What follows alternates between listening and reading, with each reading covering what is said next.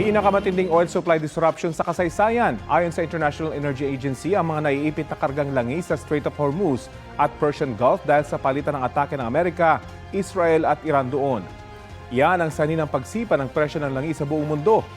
Dahil din sa mga pag-atake sa Middle East, halos 40 Pinoy seafarer ang naiipit doon ayon sa Department of Migrant Workers. Balita hatid ni Darlene Kai. Napasabak sa malaking sunog ang mga bomberong malapit sa paliparan sa Bahrain. Ayon sa gobyerno ng Bahrain, pinuntirya umano ng Iran ang mga fuel tank sa isang facility sa Muharraq. Inatake din ang 2 fuel tanker sa katubigan ng Basra, Iraq sa bahagi ng Persian Gulf. Batay sa mga ulat, mga Iranian boat na kinargahan umano ng pampasabog ang ginamit laban sa 2 tanker na nagkakarga ng langis. Isa ang patay. Nagtigil operasyon na ang mga oil port ng Iraq habang patuloy ang operasyon ng mga commercial na pantalan. Bago ito, 4 pang barko ang inatake sa Persian Gulf at sa Strait of Hormuz, ang makipot na daanan ng mga barkong nagkakarga ng langis mula sa Middle East. Giit ng militar ng Iran, hindi sila papayag na may makalusot na langis na para sa Amerika, Israel o mga kaalyado nito. Kahit anong barkong may cargo o langis na para sa mga naturang bansa ay ituturing daw ng Iran na lehitimong target. Mensahe ng Iran sa Amerika, maganda daw na umabot ang langis sa $200 per barrel.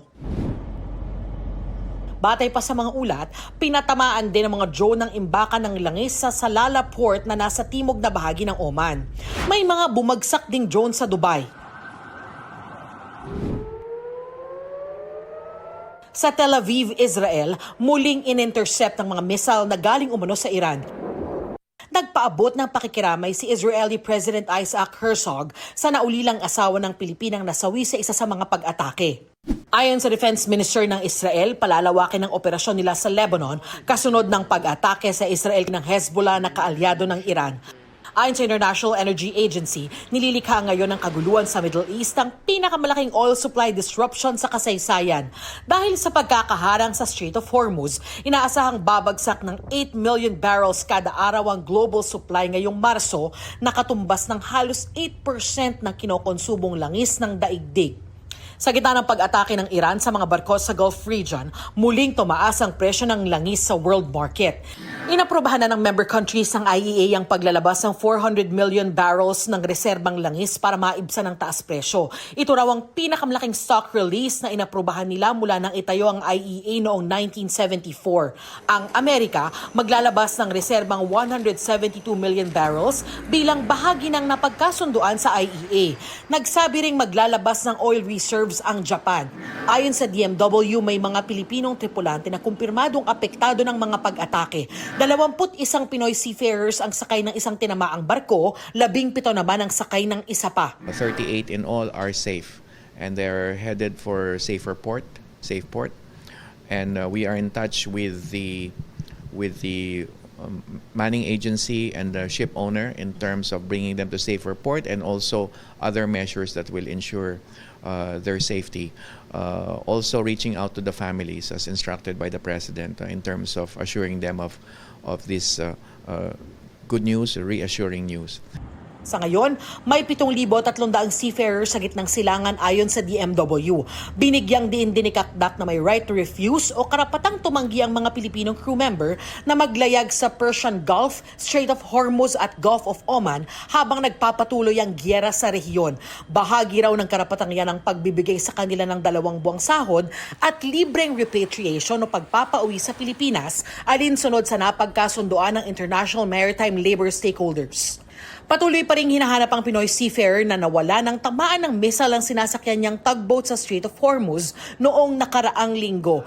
Sa gumugulong na investigasyon, nakitaan na raw ng paglabag ang may-ari ng barko dahil hindi nila isinama ang Pinoy seafarer sa rehistro, sabi ni Kakdak. We continually hope and pray na makita siya, and also the President has directed us to support the family, to be there for the family. So Admin PY Kaunan and myself have sent our respective teams on the ground.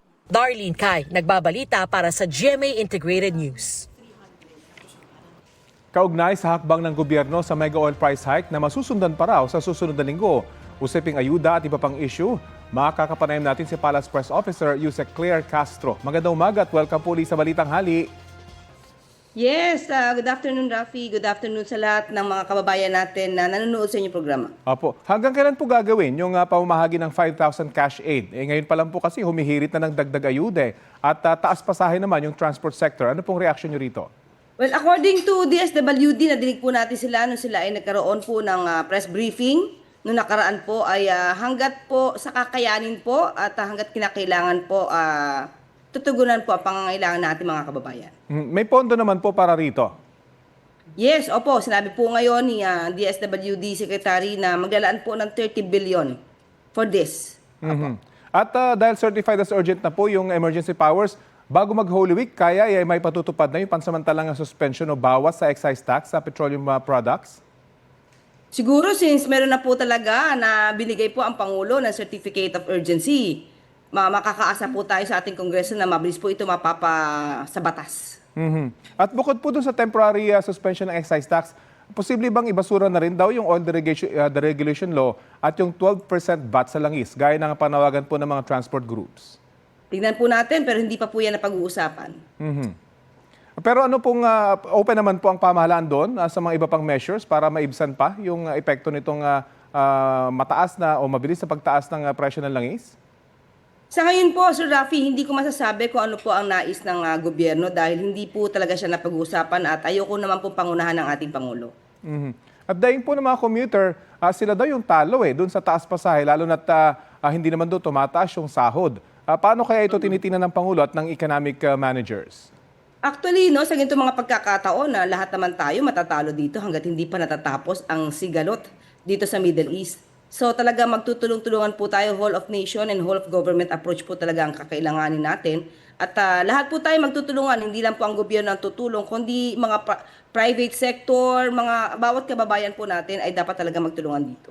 Meron na po bang na-form na crisis committee ang pamahalaan? Isa ito sa mga naging debate doon sa Kongreso nung pinag-uusapan yung emergency powers, kung meron na raw nabuo na crisis committee ang pamahalaan para i-deal itong isyong ito. Sa ngayon po kasi nagkikipag-usap po mismo ang OES, si Secretary Ralph Recto, si ES Ralph Recto, sa ating mga government officials, sa cabinet secretaries, including po mga LGUs. Katulad po na sinabi, kahit po sinasabi natin wala pa pong crisis committee regarding this, nakita po natin kung paano gumalaw po ang gobyerno. Nagtutulungan po ang national at ang government para po maibigay po at diretsong maramdaman po ng ating mga kababayan yung tulong po ng gobyerno sa kanila. So sa ngayon, para po sa inyo, hindi pa kailangan ng crisis committee? Hindi ko po masasabi ngayon dahil sa ngayon naman po kahit wala pa pong crisis committee na tayong nakikita ay nandyan po ang OES. Si Secretary Ralph po, si Executive Secretary mismo po ay sa utos na rin po ng Pangulo ay mabilis po na nagtatrabaho at kumikilos para kausapin po ang lahat ng ahensya ng gobyerno po. Opo, dahil po apektado ng mataas na presyo ng langis, ang lahat domino effect na yung epekto ng papataas pang presyo sa petroleum products. Ano po yung konkreto at long-term solution ng pamahalaan? Ngayon po, sabi nga po natin, ito pong inaasahan natin na batas para po ma-reduce agad ang excise tax ay yan po ang inuuna po ng Pangulo, pati po yung pagbibigay ng ayuda. Masasabi natin na ito'y temporary dahil kahit nga po yung power na hinihingi po ng Pangulo para po ma-reduce ang excess tax, ay temporary lang. Hanggat nandiyan po ang epekto ng hindi pagkakasunduan dito sa Middle East, kakailanganin po kasi ito. Mapunta naman po tayo sa pagpapalit ng Tourism Secretary.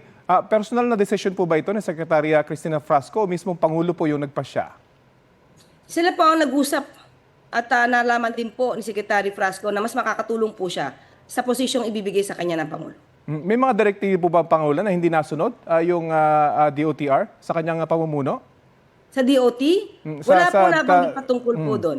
Sa Hindi Department of Tourism po?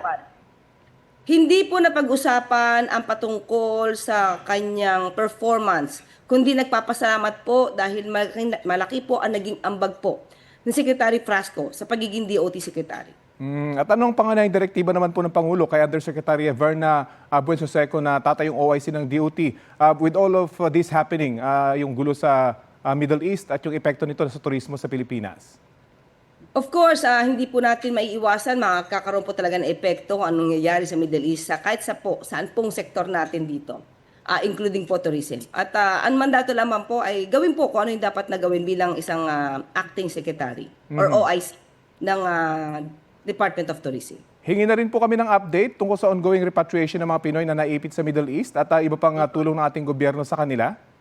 Sa ating pagkakaalam po, nag-ulat na rin po ang DMW sa Pangulo at meron pong chartered plane na ilalaan at meron po akong pagkakaalam March 11, parang may dumating na po yata.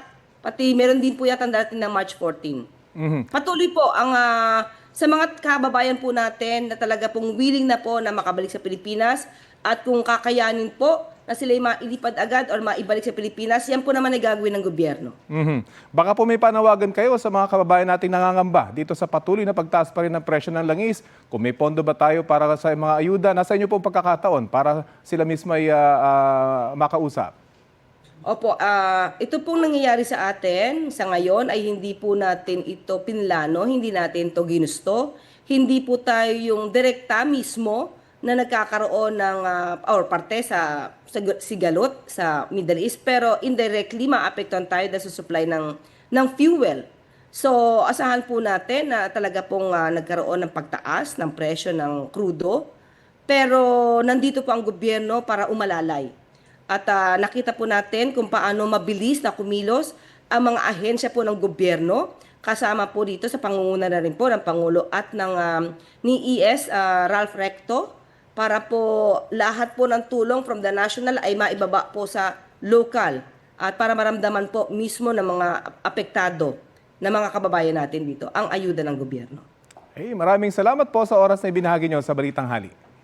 Maraming salamat, Rafi. Si Palace Press Officer Yusek Claire Castro. Nakuha ng CCTV ang pag-atake at pananaksak sa isang lalaki sa Israel. Ang biktima nilapitan ng lalaking naka-hoodie. May hinugot na patali mula sa kanyang bulsa at saka inundayan ang biktima. Nakapanlaban ang biktima habang sinasaksak siya. Gumanti ang suspect sa pamamagitan ng suntok at sipa.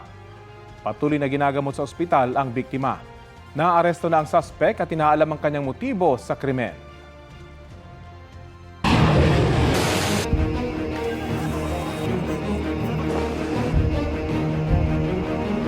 Nakikipag-ugnayan ng Israel sa gobyerno ng Pilipinas para maiuwi ang labi ng Pinay na nasawi sa pag-atake ng Iran sa kanilang bansa, ayon kay Israeli Ambassador Dana Kirsch.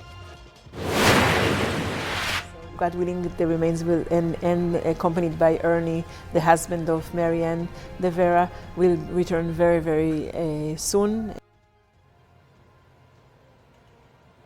Sa panayam ng GMA Integrated News, nagpahayag ng pakikiramay si Kirsch sa mga naulila ng Pinay at tutulungan anya sila ng Israeli government. Walang tinukoy na petsa si Kirsch kung kailan maiuuwi ang labi ng Pinay.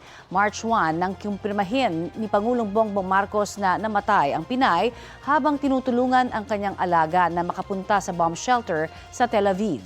Sinabi rin ni Ambassador Kirsch na ginagawa nila ang lahat ng hakbang para magbukas ang Strait of Hormuz na pangunahing daanan ng mga may kargang langis at natural gas mula sa Middle East.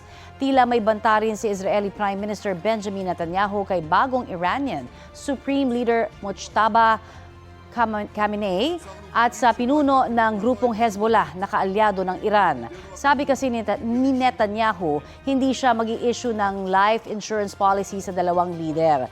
Bago yan, nagbabala ang bagong Iranian Supreme Leader na patuloy nilang haharangan ang Strait of Hormuz hanggat hindi tumitigil ang Amerika at Israel sa pag-atake. Patuloy rin daw tatargetin ng Iran ang US military bases sa Middle East. Nagpapagaling ngayon si Mojtaba Khamenei matapos masaktan sa mga pag-atake noong February 28 na ikinasawi ng kanyang ama at dating Iranian Supreme Leader Ali Khamenei. Update po tayo sa kaso ng babaeng natagpuang patay sa loob ng sinunog na kotse sa Peñaranda, Nueva Ecija. May ulat on the spot si Bam Alegre. Bam! Rafi, libing na sa alas 10 ng umaga ang babaeng biktima na binaril at sinunog sa loob ng isang kotse sa Peñaranda, Nueva Ecija. Aabot sa 50 katao ang dumalo sa kanyang libing sa pangunguna ng kanyang mga kaanak. May mga taga-barangay na umalalay sa libing. Noong Lunes, natagpuan ng kanyang katawan, pati na rin ng kanyang kaibigang lalaki na binaril at sinunog sa loob ng isang kotse. Nahuli na ng pulisya ang primary suspect sa Isabela. Nakilala siya dahil nakapag-selfie pa ang biktima at naipadala ito sa kanyang asawa sa Amerika bago nangyari ang krimen. Sa selfie na ito, kasama sa mismong sasakyan ng babae na pinaniniwala ang mastermind ng krimen pati ang kanyang asawa. May ilan ding inarestong accessory sa krimen na nagkanlong sa suspect na mastermind. At large naman ng gunman na nakunan sa CCTV, pati ang nagmamaneho ng getaway tricycle niya. Tinitingnan ng pulisya ang motibo na may utang ang suspect sa biktimang babae. Nadamay naman ng kaibigang lalaki ng biktima sa krimen matapos siya mapakiusapan na maging driver noong araw na iyon. Nasa Pilipinas na ang asawa ng biktimang babae ngayon pero tumangging humarap sa kamera. Ang kapatid naman ng biktima nagbigay ng pahayag para sa kanilang pamilya pero hindi rin siya nagpakita sa kamera dahil nangangamba para sa kanilang pamilya. Aniya, noong Lunes ng umaga, nagpaalam ang kanyang kapatid na may meet-up sa kaibigan niyang babae na suspect sa krimen para sa pagbebenta ng isang property. Nakiusap lang sila sa kanilang family friend nga na i-drive sila dahil hindi niya masamahan ng kapatid dahil nagbabantay ng bahay. Sunod na lang niya nalaman ng krimen nang kontakin siya ng pulisya. Siya nagkumpirma ang kanyang kapatid na yun nga yung nasa loob ng kotse na nasunog. Samantala, nailibing na nga kahapon ang lalaking biktima rin sa krimen. Kilala siya sa Palayan City dahil bahagi siya ng rescue team ng lungsod. Hustisya ang panawagan ng kanilang mga kaanak, Rafi. Maraming salamat, Bam Alegre. May babala ang Department of Education sa kumakalat na social media post kaugnay sa class suspension tuwing Huwebes at Biyernes. Ayon sa DepEd, hindi po yan totoo. Paalala nila, maging mapanuri sa mga impormasyon online. Huwag i-follow ang mga social media page na nagpapakalat ng fake news at i-report ito. Para sa tama at opisyal na anunsyo tungkol sa basic education, magpunta lamang sa official social media pages ng DepEd. Ininspeksyon ng DILG kasama ang PNP at PIDEA ang na-recover na daan-daang kilo ng hinihinalang shabu sa Occidental Mindoro. Ang mainit na balita hatid ni June Veneracion. Mga kapuso, nandito ako ngayon sa PIDEA Regional Office ni Maropa. Ito nakikita ninyo. Ito yung mahigit 800 kilos ng hinihinalang shabu na na-recover mula sa isang sumadsad na speedboat sa bayan ng Paluan, Occidental Mindoro. Nandito ngayon sina DILG Secretary John Vic Rimulya, mga matataas na opisyal ng PNP at Philippine Drug Enforcement Agency para inspeksyonin at makita itong mga na-recover na hinihinalang shabu. 4 na hinihinalang Chinese national ang naaresto. Sila yung mga sakay nung sumadsad na speedboat. Bukod sa kanila, meron ding 2 Pilipino na sinasabing ang mission dapat ay i-rescue yung mga Chinese national. Ang tanong ngayon, ito lang ba talaga yung tirangkang smuggle na illegal na droga papunta rito sa area o baka mayroon pang mas malaking bulto ng illegal na droga yung gustong ipasok dito sa ating bansa kasi ang nagiging kalakaran ng pagsusmuggle ng illegal na droga, sabi ng PIDEA, bulto-bulto yan, hindi pwedeng 800 plus, 900 plus. Ang kadalasan yan pag in-smuggle 1 tonelada, 2 tonelada, 3 tonelada. Walang butal. So yun ngayon yung hamon sa mga otoridad. Hanapin pa kung mayroon pang natitirang iba pang shipment ng droga dito sa area. Ako po si June Veneracion para sa GMA Integrated News. Mainit na balita, iniutos ni Justice Secretary Frederick Vida sa Bureau of Immigration ang pagpapalawig ng visa ng mga foreign national dito sa Pilipinas. Para po yan sa mga dayuhang apektado ng mga kanseladong biyahe dahil sa gulo sa Middle East. Batay sa utos ni Vida, papayagan ng mga dayuhan na may visa na mag-expire o nag-expire noong February 28 na manatili sa Pilipinas hanggang April 1 nang walang multa o dagdag na babayaran.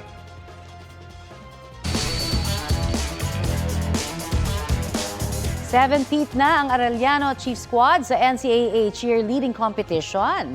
Muli hong nagkampiyon ang Arellano ngayong season 1-0-1, kaya 8 ang kanilang total championships sa kasaysayan ng kompetisyon. Kwento ng kanilang team captain, mas ginalingan pa nila ngayong season para ma-secure ang 7th. Mahalagaan niya ang maayos na communication at teamwork para rito.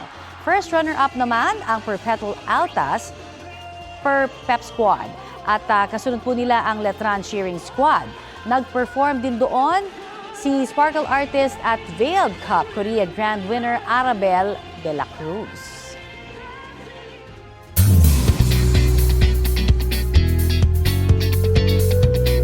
Mga mare, get ready for the charm na ihahatid ni PBB Kapuso second big placer Hit Hornales na may guesting sa GMA Prime series na Never Say Die. Sa kanyang pagbabalik acting mula nang lumabas sa bahay ni Kuya, gaganap si Heath bilang kapatid ng karakter ni Rahil Birria na nakasama rin niya sa Kapuso action series na Mga Batang Riles. Hoping si Heath na muling maka-eksena si star of the new gen Jillian Ward na naging kapatid niya rin sa Mga Batang Riles at naging house guest pa sa bahay ni Kuya. Looking forward to more action-packed projects si Heath at sa reunion project with his co-housemates. Mapapanood ang Never Say Die Monday to Friday, 8:50 p.m. sa GMA Prime at 10:30 p.m. naman sa GTV. May announcement si Kapuso Primetime King Dingdong Dantes tungkol sa kanyang Kapuso shows. After nga ng season break, magbabalik telebisyon na soon ang Kapuso infotainment program na Amazing Earth. Kwento sa akin ni Dong, may new time slot na yan tuwing Sabado after 24 oras weekend at bago ang Pipito Manaloto. Kaya excited na siya na mas marami pang estudyante ang makakapanood. Abangan din daw dyan ang kanilang fresh episodes. Sa fourth year naman ng kanyang game show na Family Feud, dapat daw abangan ang pagbabalik ng It's Showtime hosts at ang guesting ng PBB Celebrity Collab Edition 2.0 Ultimate 8 Housemates. Ongoing naman ang taping nila para sa Kapuso series na Master Cutter, kung saan nag-aral din daw siya kung paano manahi para sa kanyang role.